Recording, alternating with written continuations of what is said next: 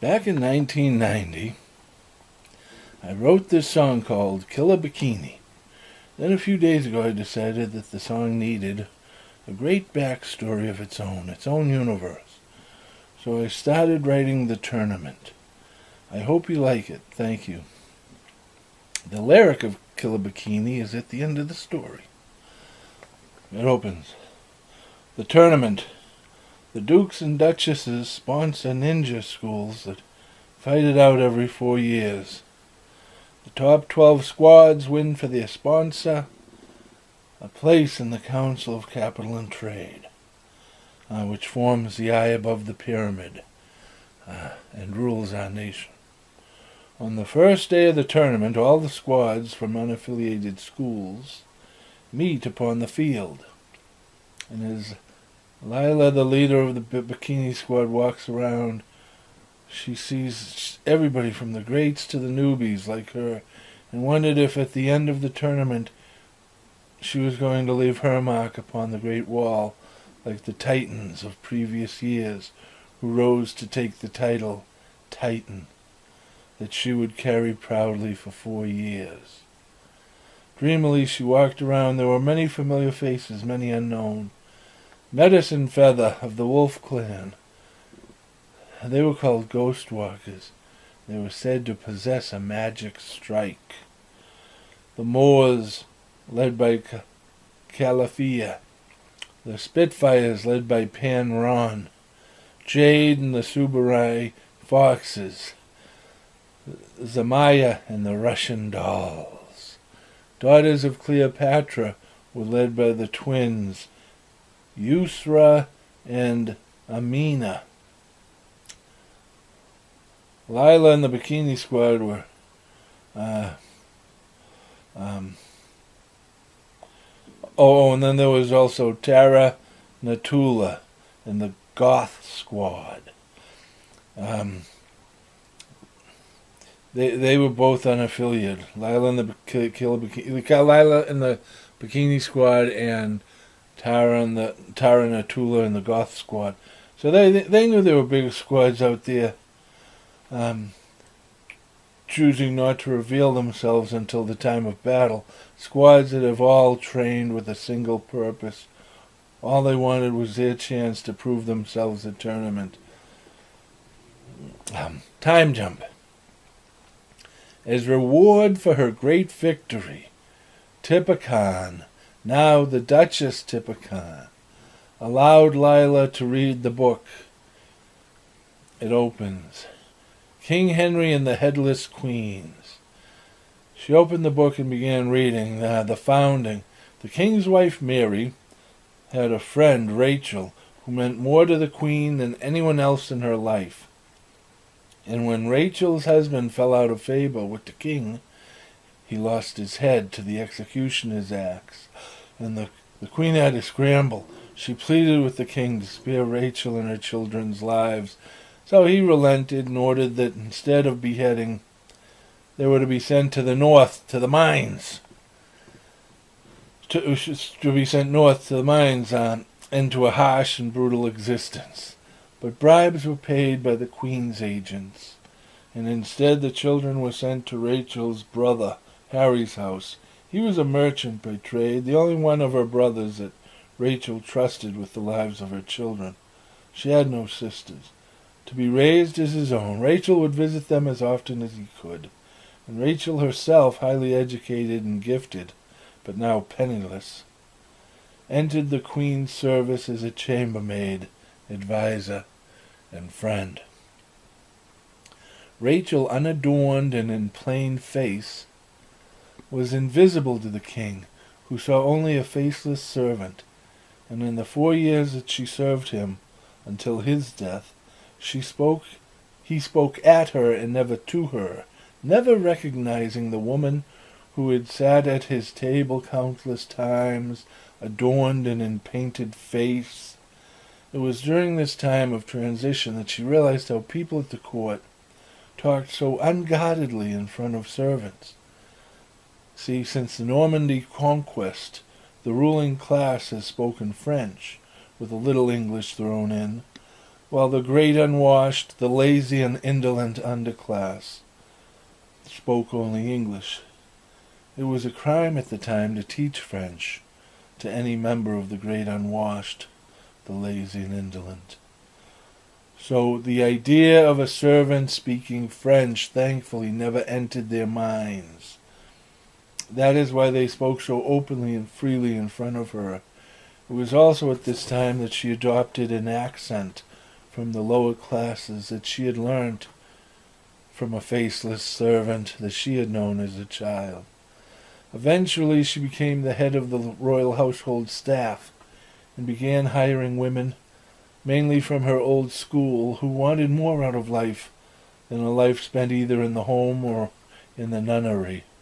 She offered them a third way, a chance to use their education, their training, and their ninja skills in a life spent in service to the queen. Drawn from many schools, they were to live lives as chambermaids by day and ninjas by night. They would be invisible in the court, but with their eyes and ears open they would serve and protect the queen and her family. The young Prince Henry, who got into several scandals with chambermaids, and before these scandals could get going, Rachel, as head of the household staff, as soon as she found out about them, would either have them squelched with a word, or quickly and quietly have these accusers shipped north to the mines, into a harsh and brutal existence. For as they say, people who draw their power from the monarchy are its fiercest defenders. One of her lessons that has survived to this day is, in the monarchy it does not matter, she said, how smart you are, unless you are also savvy, and learn to go with the flow instead of fighting against it. Realize that power only flows in one direction. As long as you fight against the flow, you're fighting a battle that need not be fought. Because until you learn that lesson, you're going nowhere in life. Your loyalty should always be in alignment with the monarchy. Divided loyalty puts you at risk. Always be savvy and go with the flow. And Rachel, always loyal and protective to the queen, did not bat an eye when Prince Henry, now king, continued to get into scandals with the chambermaids. Then Henry's new wife Maggie told her priest in confession of the king's habit of bringing chambermaids into their bed at night and forcing her to participate in this debauchery. So the priest ran to the king and told him every word she had said, and that he suspected the king's new wife of being possessed by the devil, and suggested that she be burnt alive at the stake for witchcraft. But King Henry did not want any hint of witchcraft touching the throne, so he suggested a wiser course of action might simply be to cut off the queen's head for some minor transgression that had occurred earlier in the court. The priest saw the wisdom of this approach and agreed. So as the headless queens began to pile up, off with their heads, King Henry could no longer sleep at night without being pursued by the headless queens down darkened halls, their echoing heartbeats growing louder and louder until they became a deafening roar, and he would wake up in a panic, always waking up a moment before they caught him. These headless queens, until the one time he did not wake up, his guilt finally having caught up to him. And then during the national wake, Rachel saw King Henry's subjects did not come to mourn him, but to scorn him. Frenemies, many kissed the hand they wished to cut off. And she realized then that the threats against the throne were as much internal as external. So she expanded her agents beyond the court, out into the encroaching underclass.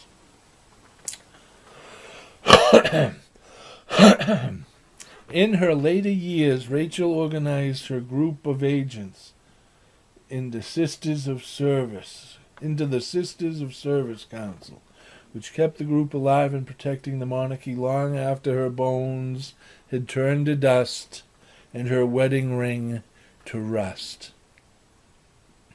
Until the Great Schism, when the king lost his head and the Council of Capital and Trade set up a government that was, by design, a house divided against itself, leaving themselves the true power behind the throne, free to call the shots with all the power and yet none of the responsibility. And the sisters divided into camps, each one loyal to a different duke or duchess. The dream of reuniting the sisters in service under one council was just that, a dream. And yet whenever outside threats arose, the sisters in service, momentarily putting aside all their differences and divided loyalties, would unite in service to the Republic and, using their ninja skills, work to serve the nation and to protect the Republic, just as in the days of old, with undivided loyalty. But as soon as the threat had passed, every duke and duchess had his or her own squads loyal to him or her, reformed and rededicated to them alone. So the Great Sisters in Service Council, once again united during the threat, would once again dissolve after the threat had passed. So a great tournament was organized every 4 years.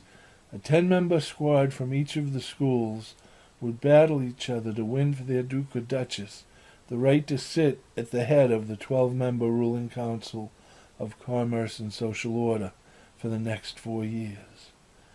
It was in the battling, a win is a point, a draw is a half point, a loss is a negative point, and at the end of the day, the top two scorers go on head-to-head for a double point.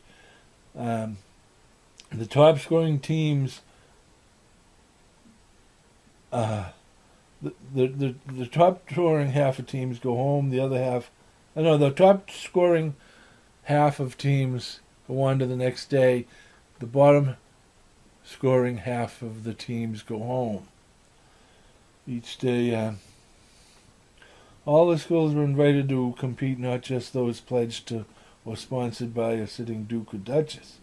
Opening day is for the unaffiliated to compete, and the top 4 unaffiliated squads go into day 2 when they get to compete against the affiliated squads. That is how both the Goth squad as well as the Bikini squad gained entry into the competition, both from unaffiliated schools. Taranatula and the Goth squad battled with such heart and intensity, never giving up, that they won many admirers among their opponents. But it was only the Bikini squad that had I lost my place. The Bikini squad that had any chance of victory against the squads pledged to dukes and duchesses. So going into the 6th and final day of competition, it was clear that the Moors, led by Calafia, were headed to victory, unless the only other team with the possibility of winning, the Bikini team, led by Lila, could win the double point at the end of the day. So when Taranatula and the Goth squad was matched up against the Moors to begin the final day of the tournament, they took to the field like the fierce Amazon warriors that they were, true and proud and fearing nothing but their God, and squared off against Khalifa and the Moors. And instead of playing for points, playing defense, and playing it smart, like they had up to this point, they held nothing back. Fighting with fearless abandon, they gave it their all and left nothing on the field. So the Moors, having won by points, bruised and battered, yet victorious. But the Goths, having inflicted such heavy damage upon them that Calafia and the Moors fell easily to Lila and the Bikini squad for the double point. So Tara Natula and the Goth Squad, although they had been eliminated, they still left the field feeling pleased that they had shown their opponents what they were made of, and they had softened up a sponsored school so that an unsponsored school, the Bikini Squad, might stand a chance at taking the top prize and being declared Titan for 4 years. Tara Natula expected her sponsor, Miss Halfpenny, to be furious with her at her actions and at her failure to win Miss Halfpenny a seat on the council, but she was not. All Miss Halfpenny said was, "It is time to rebuild. We have 4 years. Let's put it to good use. Good job." Today in the Pyramid of Power, the government is still at the top, but the government, the Pyramid of Power itself, is no longer... there is now an eye that forms above the pyramid, the Council of Capital and Trade. And this eye that forms above the pyramid is the true power, the true owners of the pyramid. The eye that forms above the pyramid are the true owners of the pyramid. And all power now flows towards it. The council is rejuvenated by the tournament. The schools compete, and that is how the Duke or Duchess jockey for position upon the council itself. It is if an unaffiliated school wins a seat upon the 12-member council for its sponsor, then the sponsor of the unaffiliated school becomes a Duke or Duchess. The stakes could not be higher. The Duke or Duchess whose team fails to earn them a seat upon the 12-member council for the next 4 years loses their seat, their position, and their privilege. It is dark days for them. In a monarchy, all power, like money, flows up. The illusion in a monarchy is that a lot of money is exchanging hands, but the truth is that the money flows in only one direction, up. I think that's it. Is there anything in it? Okay, it is not enough to be smart. You must also recognize that in a monarchy, power flows in only one direction, up. Never fight the flow. Instead, learn how to ride it. How to, the fiercest, like a surfer, the fiercest defenders of the monarchy are those who draw their power from it. And then it's a lyric. She's a killer, to my song that I wrote back in 1990. She's a killer bikini, like an assassin with savoir-faire. Like a ghost, she can float over incognito. She can strike you from anywhere. They don't know her name. They can't remember her face. It all happened so quick, didn't leave a trace. Just a high-heeled boot with a kung fu kick, like a brick in the face. It's your final kiss. She's a killer bikini, an assassin with savoir-faire. Like a ghost, she can float over incognito. She can strike you from anywhere. Pretty young woman you wouldn't believe when the chips are down, what's up her sleeve. They never remember what happened so quick. Doesn't leave a trace, just a kung fu kick. Got a list of people who must pay 'cause they committed a cardinal sin. She got a code that she lives by, never let the bad guys win. She's a one-woman army with a karate chop. She's an eliminator that'll put 'em to the stop. They don't know her name, can't remember her face. Just a killer bikini, then she leaves the place. She's a killer bikini, an assassin with savoir-faire. Like a ghost, she can float over incognito. She can strike you from anywhere.